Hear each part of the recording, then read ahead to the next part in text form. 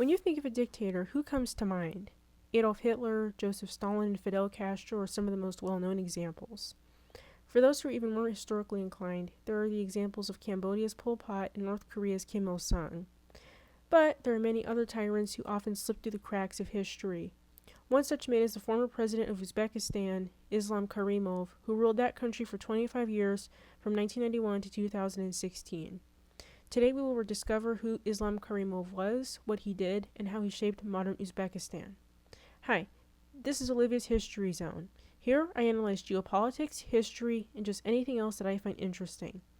As a reminder, I make mistakes, so if I do, please respectfully indicate if I did so in the comments. Also, consider liking and subscribing.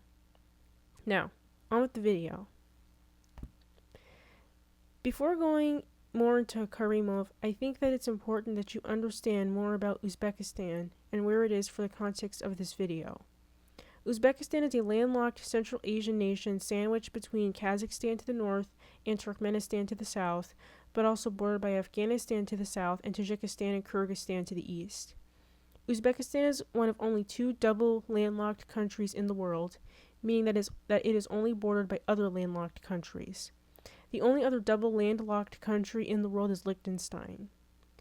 Uzbekistan was under Tsarist rule from the 19th century until the beginning of Soviet control from 1920, all the way up until 1991 with the Soviet Union's collapse. Now, that's a very brief history, but it's enough to understand where Uzbekistan was at the time of Karimov's birth. Islam Abdulganiyevich Karimov was born January 30th, 1938, in the city of Samarkand, then part of the Uzbek Soviet Socialist Republic, or SSR, in the Soviet Union. Both of his parents were civil servants. Not much is known about Karimov's early life, but what is certain is that he was sent to an orphanage in 1941, brought back in 1942, and then returned again in 1945. Karimov earned degrees in economics and engineering from the Tashkent Institute of National Economy and the Central Asian Polytechnic Institute, respectively. From 1961 to 1966, he worked first as an aircraft engineer before becoming an economic planner for the Uzbek SSR. In 1989, Karimov became first secretary of the Communist Party of Uzbekistan, the highest post in the Uzbek SSR, was subsequently elected president of the Uzbek SSR in 1990, and was elected president of Uzbekistan in 1991 following the Soviet Union's collapse by a massive margin.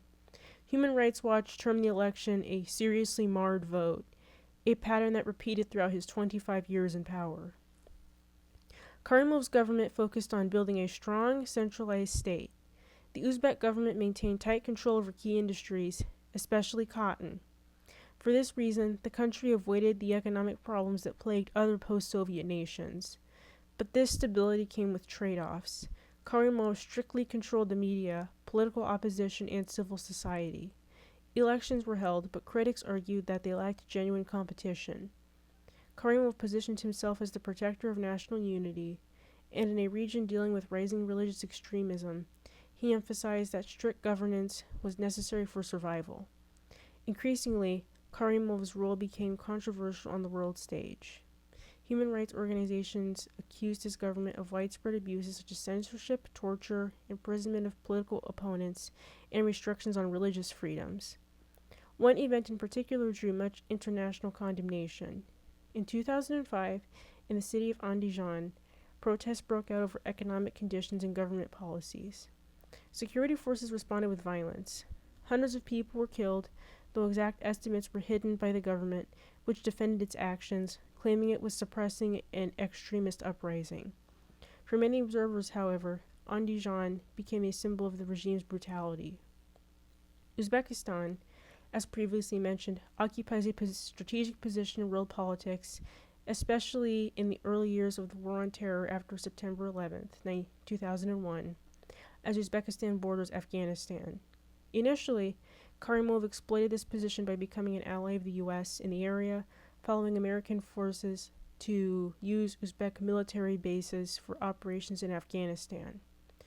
Relations with the West, however, soured over criticisms of human rights abuses. So, Karimov strengthened his ties with Russia and China. He was pragmatically focused, key to maintaining Uzbek sovereignty and avoiding dependence on any single power. It was rare for Karimov to show any kind of emotional vulnerability in public, creating the image of a leader whose will never bent.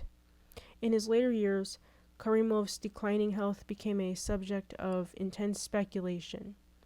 But nothing changed about his grip on power until September 2nd, 2016, when Islam Karimov passed away at the age of 78 after suffering a stroke, marking the end of an era and the quarter of a century of Uzbekistan under Karimov's iron rule came to an end. Uzbekistan had never known another leader. Islam Karimov's legacy is both complex and deeply debated. On the one hand, he is remembered as the man who guided Uzbekistan through the collapse of the Soviet Union and into independence. He built a system that maintained stability in a challenging region. But that stability came at a great cost. Restrictions on freedom, political repression, and human rights concerns remain a focal part of the story. Time goes on, and Uzbekistan continues to evolve. Reforms have been introduced since his death, marking a shift in direction. Yet Karimov's influence still lingers in the country's institutions, its politics, its identity, and its history. The question then remains, was Islam Karimov a nation builder or an authoritarian dictator? Perhaps he was both, a product of his time, shaped by a system that prized control over everything else. In the end, his story is not just about one man, but about the difficult path of a nation finding its way in an unpredictable and challenging world. Thank you for watching. If you found this video helpful and or insightful, like, subscribe, and leave a comment on your thoughts below. I'll continue covering political and geopolitical issues with depth, context, and clarity.